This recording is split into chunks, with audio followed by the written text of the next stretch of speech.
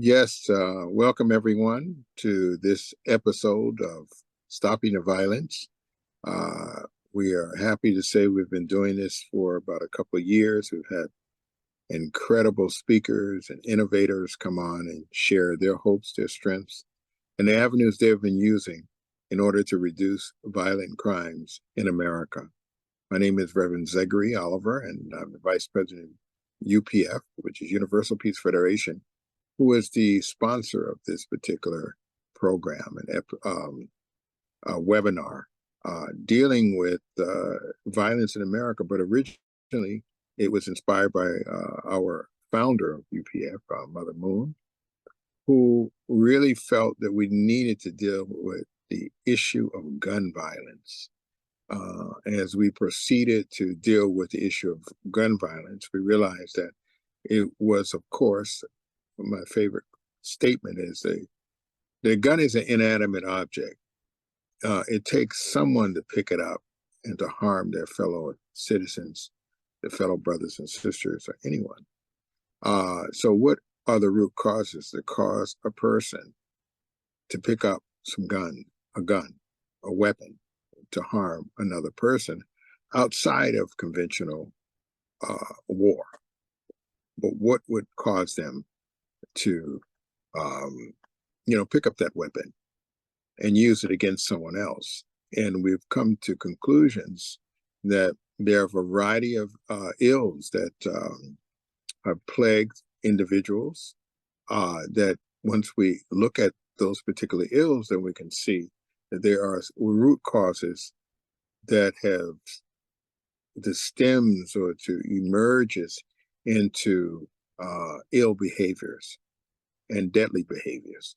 So we have had religious leaders and political leaders and social leaders and community activists and just concerned citizens come on who have done extraordinary things that have curbed violence, rehabilitate people, and change the mindset of others in order for them to be viable citizens in their community, and also reducing the crime in those particular areas, but also stopping individuals from pursuing crime in their lives as long as they can. So we have one of our speakers who is not a stranger to us, and it's Reverend Darren Faulkner from Kansas City. He has come on before, and we would like to hear him again. Of course, this is one of his recordings, and one of the major reasons why I like to have this particular recording is the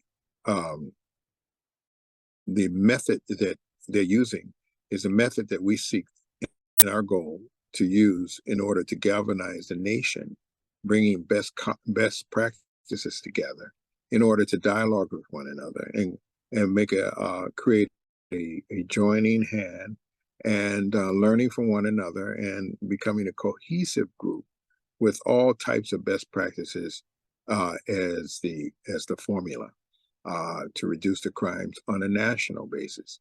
So without any further ado, let us hear our dear brother, Pastor Darren Faulkner.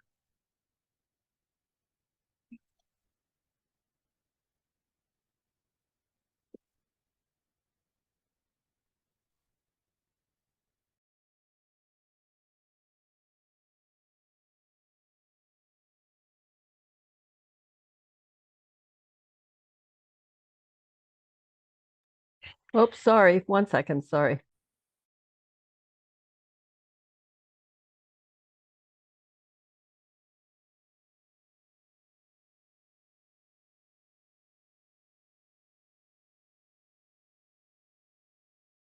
Speaker, Reverend Darren Faulkner. He has come on before, and we were deeply moved by his presentation because I felt that his presentation is in conjunction what we ultimately want to do. And I asked him this time to come on to deal with the issue of, or not the issue, but the topic of moving forward collectively.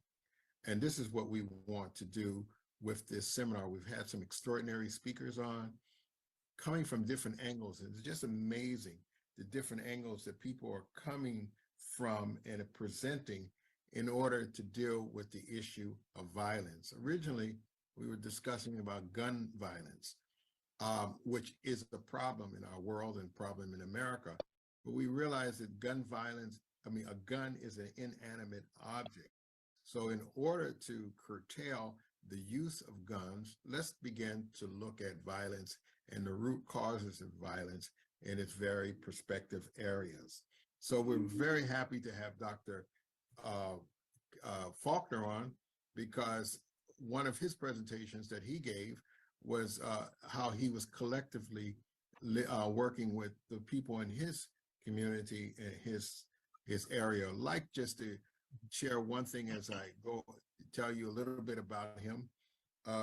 We will be moving to work collectively together, bringing this eclectic types of areas of thoughts and best practices together and see how we can put it on a national agenda and on the road to begin to heal some problems. So I know that our God is working. The person that I am working with to start that will be Dr. Faulkner, VJ Smith, who was originally from Kansas City. And just last week, I had a beautiful conversation with police chief and one of the sergeants in Kansas City, and also with the mayor, Mayor Garner. We had a beautiful conversation, Zoom conversation with him, and I appreciate where he was coming from. We were talking to the police, the different officers, and he said, well, I'll leave that segment to them.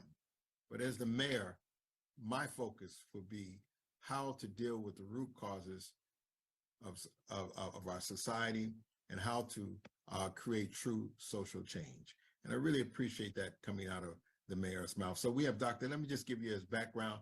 Dr. Darren Faulkner is a pastor at Temple Faith Missionary Baptist Church in Kansas City, Missouri, attended Drury University for undergraduate school, where he received his Bachelor's of Art in Criminal Justice and Political Science, and earned a minor in communication with a speech communication emphasis.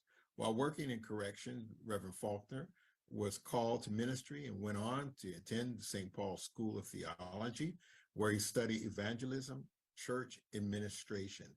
Reverend Faulkner has been in ministry for more than 25 years. Reverend Faulkner is the founder and president and CEO of D. Faulkner Ministries.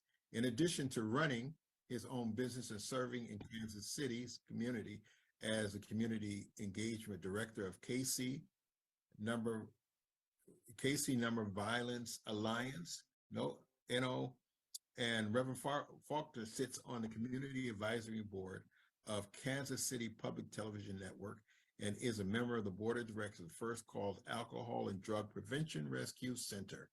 He also serves as a member of the Kansas Black Chamber of Commerce and both the Kansas City, Missouri chapter of the Kansas City NAACP. We can already see by his bio that he's a man of action and a man that has much concern for how we can begin to solve our social problems. Without any further ado, welcome, Reverend Faulkner. I'm glad you're back with us. Well, thank you so much, Dr. Oliver. It is truly a privilege and an honor. I'm humbled by the opportunity to come back a second time and share with you all. But as you all are aware, most of our major cities across this country are being plagued, seems like, with more and more violence with each and every passing day. I know we are experiencing that here in Kansas City. We are at 148 homicides so far for the year here in Kansas City, and that's about 20 more than we had this time last year when we surpassed our second most homicides on record. So we are not in a good place here in Kansas City as it pertains to violence in our city. Um, I am deeply concerned about this, and my concern has led me to an initiative that actually is birthed out of Omaha, Nebraska. It is an initiative called 360, and it's an approach to address violence. It's a violence prevention approach. It's not a program, it's an approach. And by 360, I mean it is all encompassing, bringing stakeholders from every sector of the community together weekly to collaborate and work on this issue of violence collectively. Let me say that again. We are working together. I believe it was Acts chapter 2 when the Bible declared they were all in the upper room and they were praying and they were all on one accord. That's what we are seeking to do with this collective impact model known as 360. Bring people to the table to address issues of violence from a collective community impact standpoint. And so I'd like, if I can, Dr. Oliver, to maybe share my screen with a couple of notes that I want to highlight. I'm going to just talk about maybe 3 or 4 slides, and then I want to just, if there's any questions that I can respond to. But I love the idea that we are looking at this nationally and what we can do nationally, collectively, to address violence across our country. So our strategy is, as I said, a collective impact model, large-scale system of change that requires multiple organizations to work together. It's structured in a strategic alignment that we all have something in common, and that is violence is plaguing our city. This is perhaps the most public health matter or issue that we have seen that affects so many since the civil rights movement of the 1960s. And so we are looking at it from that approach. And this approach, we have seen success across the country and specifically in Omaha, Nebraska, where they are at 40-year record low for homicides and shootings. So the process of change that we're looking at is community engagement and shared decision-making. In Kansas City, I'm not sure if it's like this in other places. I suspect that it is. We have been so siloed in each person working in their little nook or corner of the city to address whatever they have the funds and the means and the capacity to address. But this strategy brings everybody together, and we put our little contribution together and it becomes a lot. And so we create the environment where we can indeed address this sort of culture of violence. It's a culture of violence. Instead of arguing or getting in a fist fight, I'm just going to pull my gun and shoot you. That's a culture. It's become a culture. And so we are working together to address that culture of violence and improve education outcomes along the way. And of course, address root causes of violence, which we know some of those are driven by poverty and economic development or lack thereof. There are general public and private investments that are required to make this happen. And as we think big picture and take this on the road, this show on the road of working collectively across the country, we have to identify funding partners because this work costs. Let me give you an example. In Kansas City, and this is true in most areas across the country, one homicide cost the city about $1.2 million. And some criminologists and education partners have suggested it's as much as 1.8 million per homicide. And when you're having at least 150 homicides a year, like we do here in Kansas City, we're talking about $1 billion issue.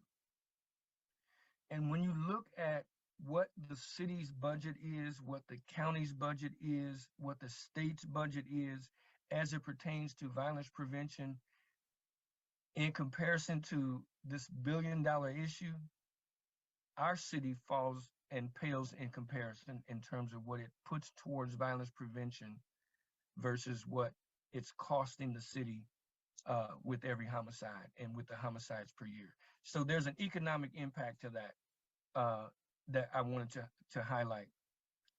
Also,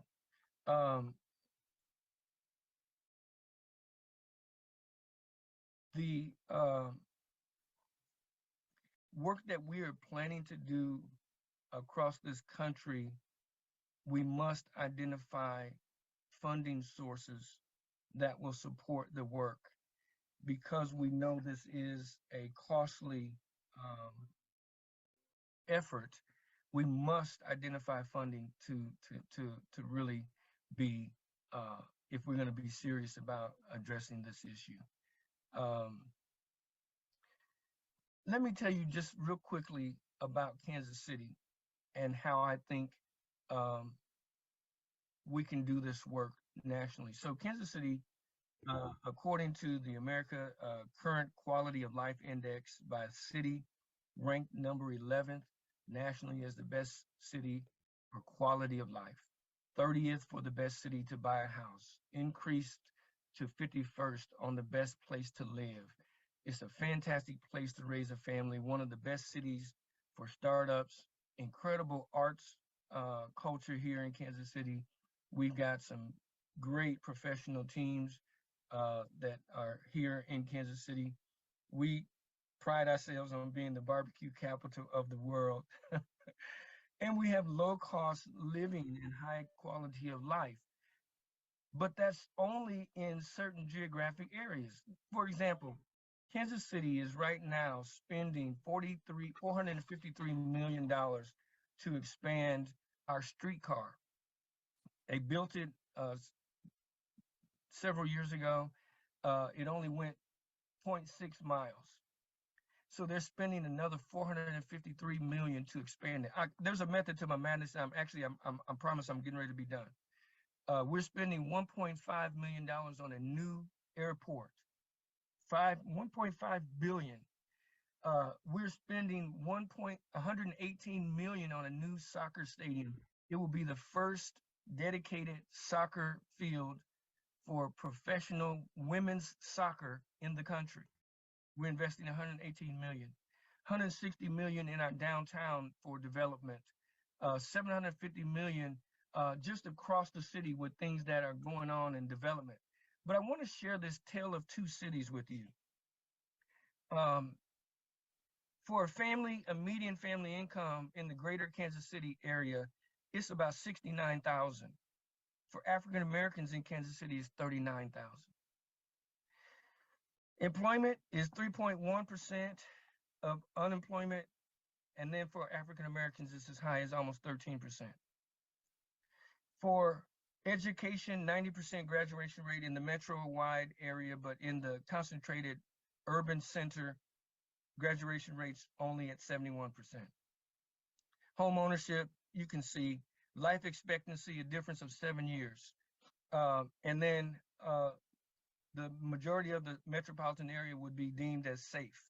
But for those living in urban centers, it's a high violence situation that they live in every single day. Now, when we think about this, I just wanted to highlight the total economic cost to violence. I already said it's $1 billion issue here in Kansas City, but for every 414 people, that means 1,400 are injured that don't die. We have a homicide issue, but we have a bullet to skin issue as well. Those who are shot and don't die. And the data suggests that a person who is shot is either incarcerated or dead within 5 years of being shot themselves. And that's because either they try to take matters into their own hands in retaliation and get shot and killed, or they shoot someone and go to prison for it. Average cost in Kansas and Missouri for taxpayers per homicide, I said $1.8 million. This does not account for some of the factors that we know: first responders, the detectives that follow up, the cost to the family that has to bury their loved one, so on and so forth. These are things that I really thought were important to share with this group today. Now, when we look at violence across the Midwest, Kansas City, this is as of October 16th. We had 136 October 16th. Not even a month later, we're at 148. So we've had 10 in the last month since October 16th. What this tells us is that Omaha, Nebraska, sitting there on October 16th with 22 homicides, something that they are doing is working. And they have launched, as I said, this 360 initiative that we have brought to Kansas City and are working to implement here in our city.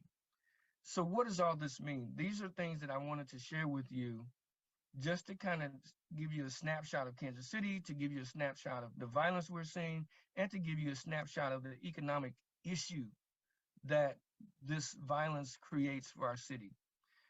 There are a number of businesses that we know of that have chosen not to come to Kansas City because of the violence. And so when we think about the economic impact, these numbers that I shared have to do with businesses already established that may be moving out. We can't even measure the number of businesses that will never come.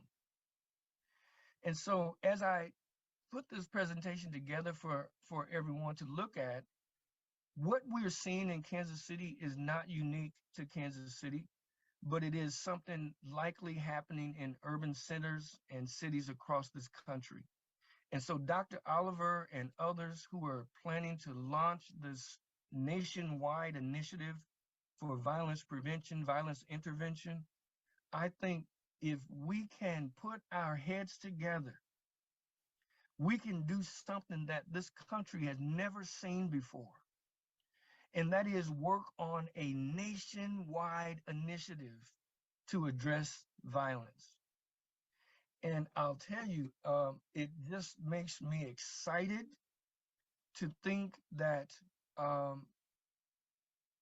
I could be a part of something that has implication nationally, that I could be a part of something that will impact communities across this country. And so, Dr. Oliver, I'll stop there. I could go on and on and on rambling, but I am interested in any questions that I can maybe address, or if there's any thought to add to this potential taking this show on the road, so to speak, to make this a national movement. I'm open to any conversation. Thank you always for your presentation. And I think thank you for the stats. Stats are very important. And looking at Omaha and what something is working, and it's hopeful. And as I said, that why we want to take this, because we have this barrage of, I think you said silo. I was saying people are, no man is an island on his own. And that's what we have been.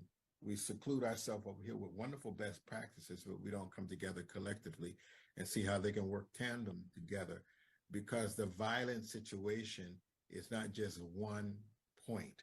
There are several points that I'm learning that is due to the construct of why violence is occurring individually, families, and even culturally. We have different cultures where we're dealing with the white culture, the black culture, the Hispanic culture, all these different cultures. But violence in itself, the origin of the violence itself, there's always some similar underwritings, if you will, right? So, yes, that's why I asked you, because we're going to seriously move forward and bring all the collective thoughts together and collective best practices together and see how we can synergize them. And you have already started on with the 360s. Is very exciting. So we're going to talk about that offline and how we can integrate all these different pieces together. As I had said with you, I'm talking with VJ Smith.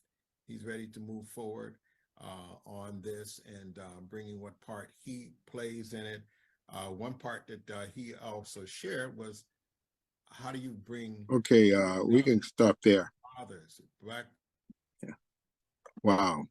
Again, I'm always inspired by listening to him. I'd just like to open up the floor because many of us have heard him before. We've just got a refresher.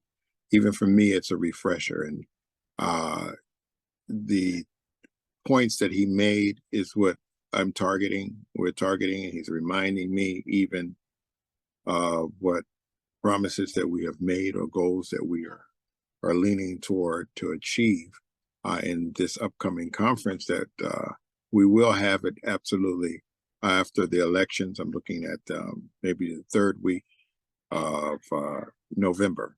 So I'd just like to open up the floor for anyone to share any points that they would like to share in regards to these great words that our brother, Reverend Darren Faulkner, has reiterated, if you will, to us again.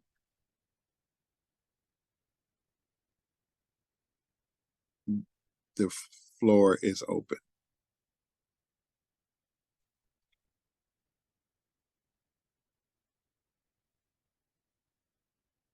Yes, is that Dirk?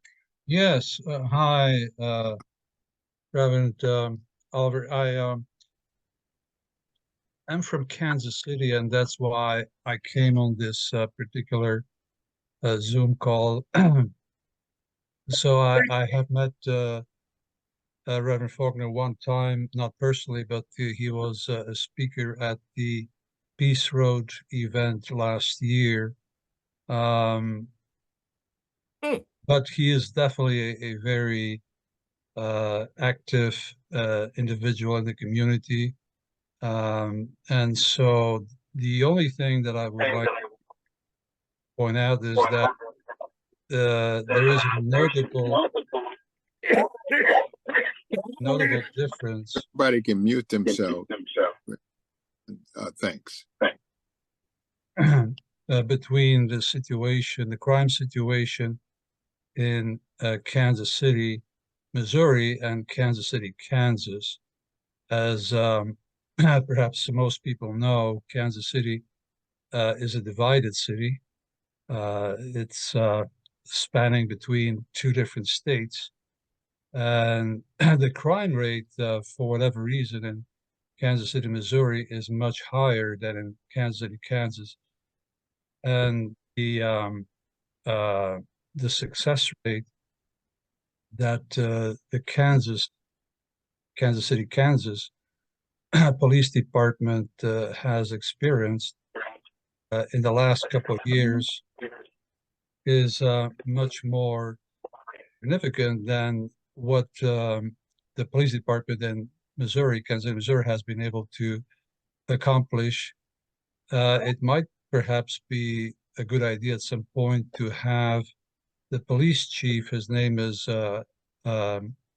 Oakman, to have him come on. I think he would be willing to do that and share, what they have done to successfully reduce, the crime rate, homicide rate, violent crime rate in Kansas City, Kansas, and why it is that the police departments between the two sides of the city are not working together,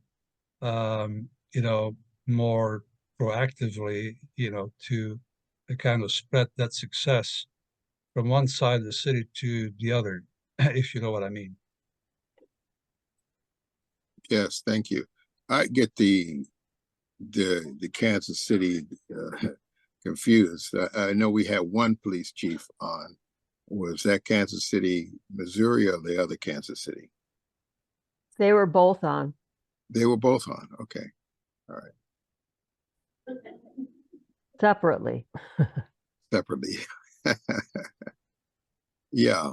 Yeah. So Ye- yeah, your point is well taken. And you know, I think what Dr. Faulkner was saying that probably we need a greater force to be what is it, a referee, if you will, with results coming in to help, you know, bring some of those issues that you are sharing with us to the table, and saying that whatever is causing us not to cross the aisle, if you will, to work together, they become a mute point to what is really needed for what I always say, sustainable and measurable changes in our communities.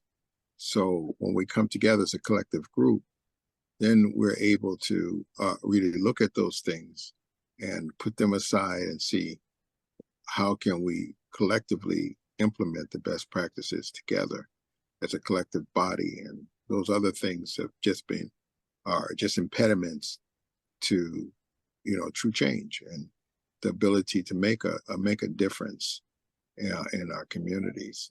But thank you for sharing that. Yeah, just one additional remark. I don't know why, but the police department leadership is very involved in church activities. One of the majors, one of the principals, he is a minister in his own right, and he is working very closely with the Attorney General, who happens to be another minister. And then Mr. Oakman, I had mentioned, he's also involved in church activities, very family oriented. So maybe, you know, because of their, and they're all African American, you know, because of their spiritual commitment and family oriented mindset. I think that's maybe one of the reasons why they're so successful.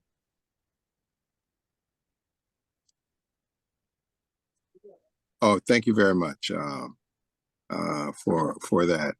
It's and some incredible insights. I'd like to open the floor. Thank you,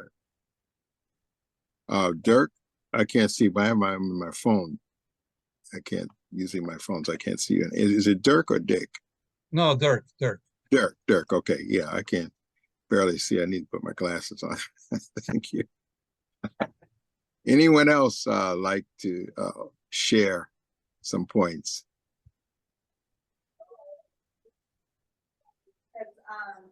I know Barry, you wanted to say something. Didn't you want to say something? Reverend Geller? You're muted. I'm unmuted. Yeah. Thank you, Reverend Oliver. This is a very complicated topic because there's race issues and economic issues and spiritual issues that come into play here. And that's why I thought I would like to share, but I don't really have any. Well, I can share one point. I remember there was a group in New Jersey that was seeking to bring more equality among the different towns. New Jersey has 550 incorporated towns. And one of the state rules is that every town has to build affordable housing. So some of the more well-to-do areas didn't really want to do that. So they decided to reach out to the towns that wanted to have the affordable housing and sell their rights to that town at a very affordable rate. And so Newark, Irvington, East Orange, they bought a lot of the rights to affordable housing. And a lot of money came into those towns, but also this group did a survey and they found that the high school graduation rates, the college attendance rates, the median income, all were lower in those areas. And they pointed to this as one of the major problems. And so their goal was to go around to the upper income towns, appealing to them to allow affordable housing to be built in the hopes that that would influence people in those affordable homes to to learn from the people in the town and become more successful in life, materially anyway. And I don't know what the results were of that, but I just wanted to raise the issue and see if anybody has any thoughts on that idea. Yeah, I do. But anyone else like to share? I would just say this in response to what you just said. It's a valid point. I realized I was reading something yesterday just to doing some stats, and I know that, you know, not Bruce Wagner, but Bruce Burns? No, the Bruce is from Chicago. Suture. Oh, Suture. You know, he's always bringing up this one single family homes and stuff like that, which has some validity to it. And yesterday, was it yesterday or today? I was reading some more insights on the origin of, let's see, these communities, you know, these at-risk communities, especially Hispanic and Black communities, and going back to the Moynihan report. So just make a long story short, what the leadership, instead of looking, the Moynihan report was saying that if we continue like this, we will build what Dr. Faulkner said. We will build not only a crime-rich situation in communities, but we will build a culture. Okay. right. So this culture, as he already prophesized, it will emerge. And the reason why this culture would emerge is the breakdown of the family. Right. So this breakdown in the family, of course, we know that, you know, the welfare system did not promote family. They promoted get the men out of their home if you wanted to get the check, et cetera, et cetera, et cetera. One of the key points that I wanted to address their new target point was to go to the more affluent neighborhoods and see if people can emulate them, et cetera, et cetera. Right. Well, the stressing point that this guy was making was that the leadership, all our leaderships, were focusing on economic change, poverty, and jobs. But no one was focusing on the value of family to structure people's behavior in order to be viable citizens while they have these jobs and, you know, growing economic growth. So it's not only jobs, it's not only, you know, all those economic things, but if you begin to build what I would say continual generations of people who are coming from broken homes, then you're going to this behavior will follow it no matter where you go. So how do you begin to deal with the structure? which even in our society now, even in this book I was reading, it was saying even our political system does not want to deal with family. Actually, they are saying family is antiquated, if you will. That's not the issue. You know, let's get them more jobs, you know, but you have to change behavior too. But the behavior, the good behavior starts within the construct of a family, right? You know, you can mold the family. Yeah, well, it begins with the individual, but it definitely the family. The individual learns from his mom and his dad. Yes, you're right. Period. You see, that's how the system worked. That's how God worked it. Period. Right. So if you break down that, and if you're emphasizing single family, that it works, it's okay, and that's what a lot of the liberal construct is doing. You don't need to worry about family. You know, let's do this. So I was reading that. It gave me more of an insight to address. Yes, okay, you go to the affluent neighborhood, but why don't you spend the staggering numbers that Dr. Faulkner used and was sharing with us to begin to rebuild a community, you know, rebuild families and rebuild, et cetera, et cetera. So anyway, I thought that I would just share that point. Dr. Madeline. Thank you. I know listening, you're driving.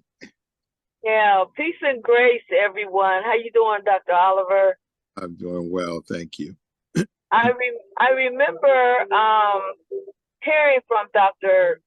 Faulkner, and it just excites me, and to know that for all that we've have had on this webinar, coming together in December, and however you select those that will attend, it's going to be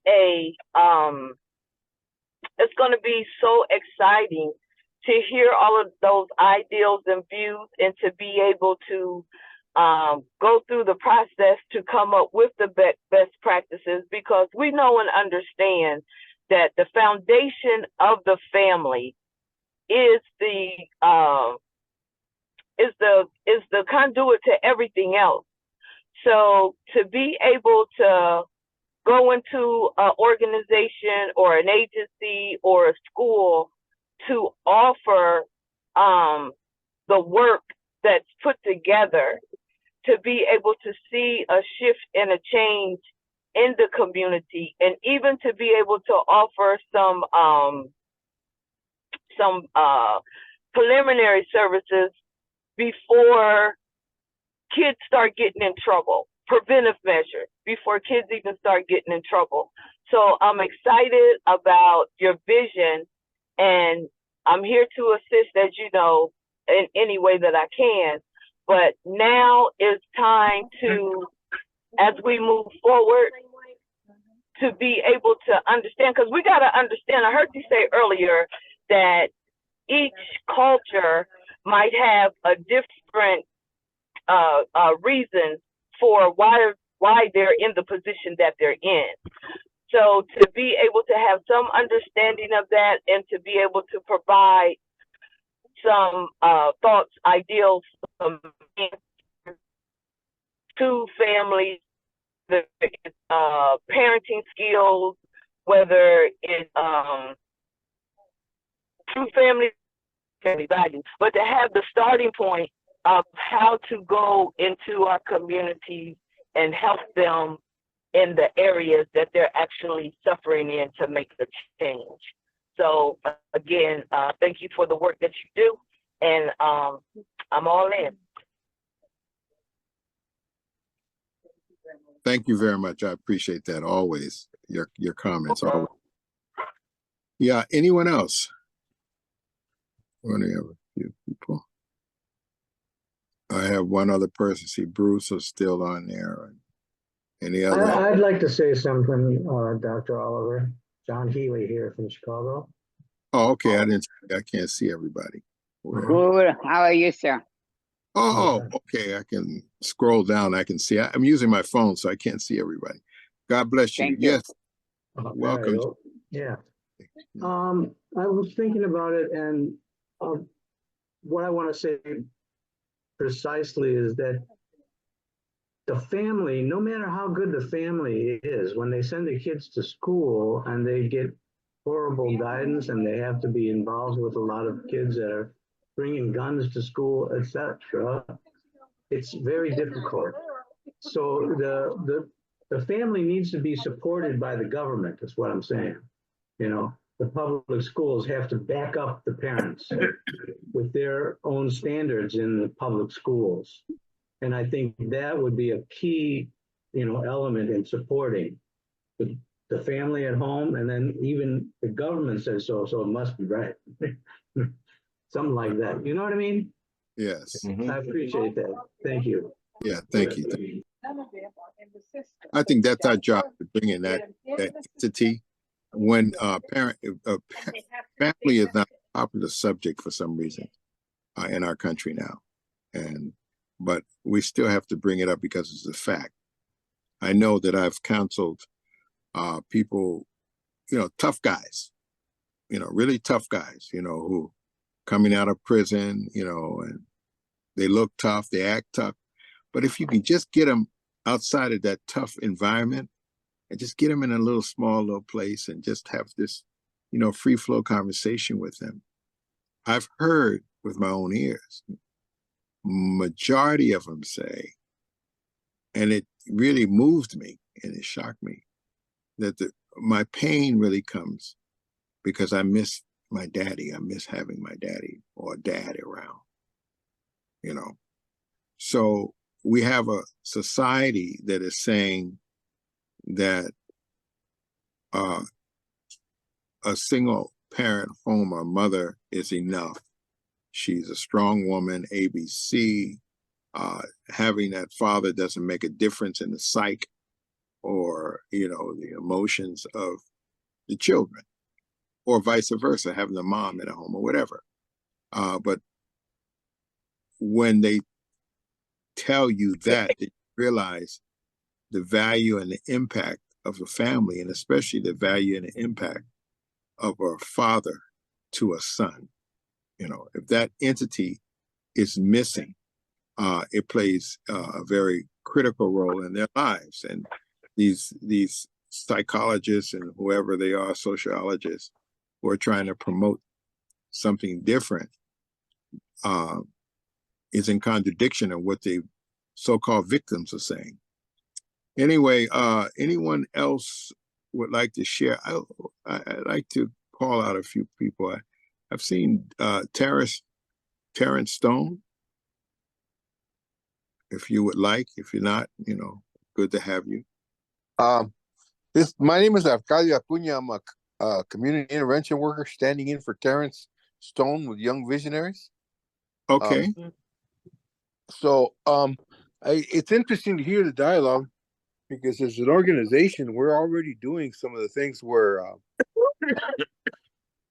we're going into the schools, addressing the issues at that level, sending teams in as mentors.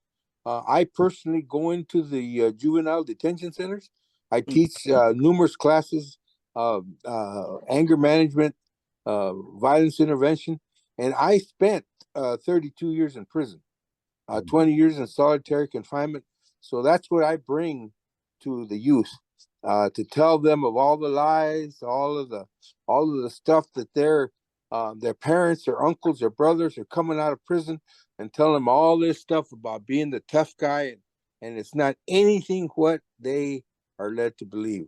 So that's what we're doing here. We go out into the community. We work out of San Bernardino, California, which is a very high violence, high gang area. We go into areas where these activities are going on, and we engage people. We take them on as clients. I'm a case manager. I currently have about 30 people that I'm helping with employment development. I understand the importance of getting that paycheck coming in. So we're doing a lot of stuff on that front. Thank you. My name is Arcadio Acuña. Yeah, wow, welcome. I'm glad you've come on. You and Terrence, we need to have you guys just come on and share exactly what you guys are doing.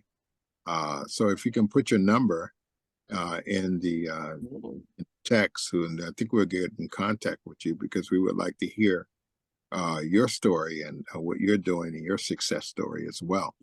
Yeah, my story is actually in a book. It's called Men Built for Others. There was 11 of us in Soledad Prison getting ready to parole. It tells all of our life stories. So if anybody's interested, we're putting low-income kids through college with the proceeds from the book. So we're working on all those fronts. And me personally, I'm totally committed to being a positive force in the community and giving back after all the harm I did. Amen. Amen. So put your number in, and so that I don't have my, maybe Nadia, if you can get that number for me. Okay. And get his number so we can contact him and Terrence, and we can have them come on and give a full presentation of what they're doing. That's exciting. I'm glad I called you out. So I'm glad you did too. This is my first time, so I was kind of just sitting through and see what's going on. But everything I saw, the template that put out, I mean, it's just like fits to a T what we're doing, you know. Yes, yes. I'm glad to hear that. So we can all work together. We just want to be a platform and a catalyst to bring all those people who are doing extraordinary things like yourself are saying. So you can resonate or the lie that these sociologists and those people who are out there who are saying, no, you don't need this, you don't need this. You need a job, we do, but you need mentoring. You see, a mentor is just like a parent coming in and kind of recalibrating your thinking in a positive manner. Correct? So yeah, thank you so much, my brother, for sharing that. And again, did you put your number in so we can? I have, but I'm not familiar with too much with the Zoom. I'll have Terrence put it in for me as soon as I get a chance. Okay, all right, yeah. So anyone else?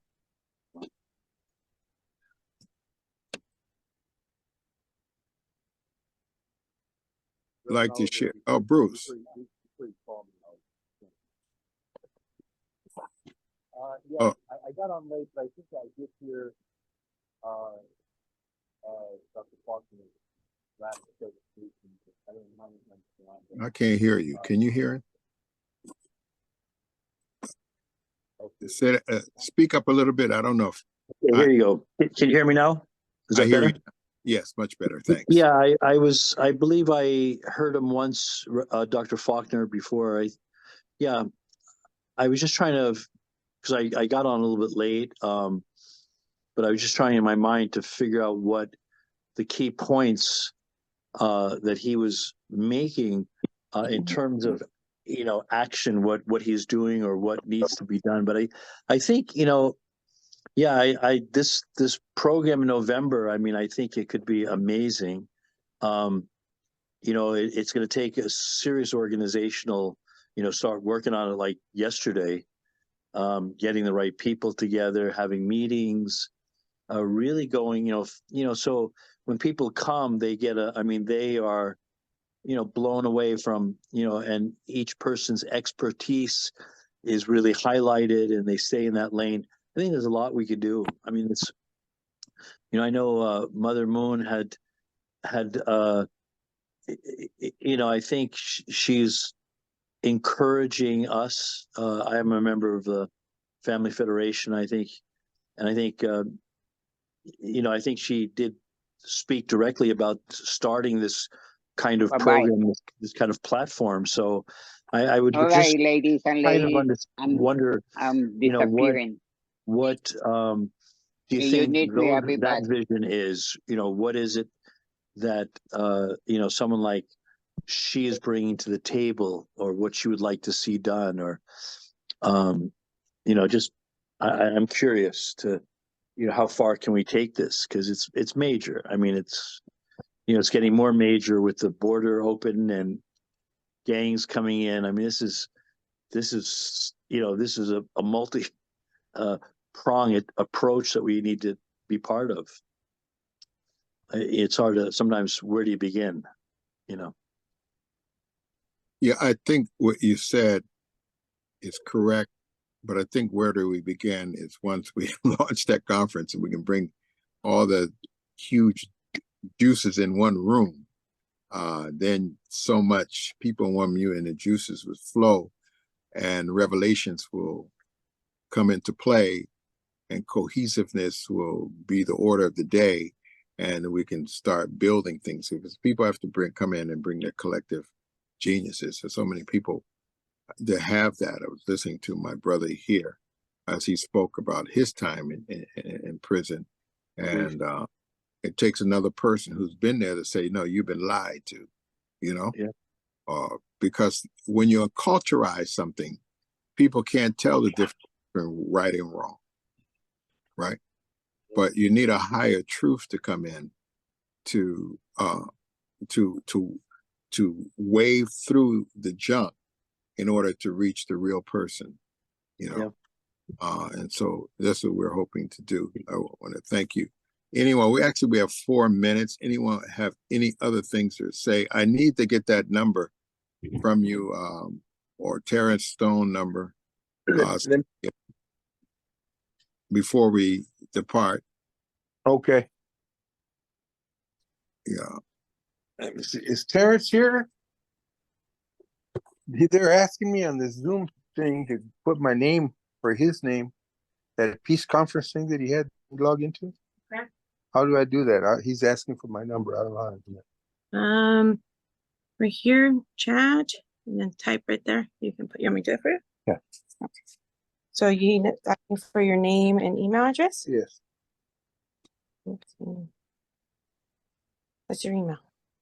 The one for here, the Young Visionaries, it's Arcadio at Young Visionaries. Oh, okay. It doesn't have the. No. I know sometimes. Okay. So anyone like to share anything as we come to our close? Want to thank everybody. Yeah, no, man. 269. Reverend Juan Acosta is really good friends with Reverend Darren Faulkner. I asked him to unmute. Juan, can you unmute? Thank you for your phone number and your email address. Thank you. Okay, Reverend Costa, as we come to our close. Costa, he's there. Is it Juan? Yes. What would you like me to say? I think that Reverend Faulkner is a very close friend. I would like him to get more involved in activities that we're doing. So I'll be meeting with him this coming Saturday. We are going out for breakfast with his wife and my wife. So if there's anything you want me to say or do, you just let me know. He'll be happy to do it. Yeah, just tell him every time he speaks, he inspires us, he gives us hope, and also he helps to concretize vision. Tell him, so I've told him that we're going to do something, and we haven't done it completely yet, but we will do it at the end of November. So we look forward to his participation. And as Bruce said, Reverend Grogner said that we put a team together. I talked to Pam, if you remember Pam. I've talked to her. I talked to what's his name in Mount Vernon, Dr. You're talking about Darrell Clark's friend or contact? I don't know if he's Darrell Clark's friend, but he's from that area. He's done an extraordinary job of bringing gangs together. And oh yeah, the right. Bostic? He's from Yonkers. Yeah, Yonkers. Yeah, Dr. Bostic, and I've spoken with them. They really want to be on the committee for organizing this conference. So they're just waiting for me to execute that. I am traveling again, so I will contact a few people while I'm out there, and then we can begin at least some Zoom calls and preparation. I need your help. How about your help? I need your help, Pastor Grogner, and Barry, Reverend Geller, to help organize Sure. this, make the best of it, I would like to suggest if we can also get the mayor of Leavenworth, Kansas. He spoke once in a program. He's very active, so active in everything. So can we also invite him to participate in November? Of course, yeah, he's great. Remember him? Yes. Yes. Yeah. Sorry, Reverend Oliver, I need to run now. No problem. God bless you. Thank you for coming Yeah, on. thank you very much. God bless. Okay, everyone, we are coming to our conclusion. So we'll see you next week. I'll be on travel, but the show must go on. And we look forward to talking with Terrence and his group of concerned brothers and sisters who are out there making a difference as well. We want to thank you for all the differences that you're making so far. Everyone, God bless you, and we will see you next week. Thank you, Dr. Alexander, always. God bless. Yes. Thank you. Blessings. Take care. Safe travel. Thank you. Okay. Bye-bye.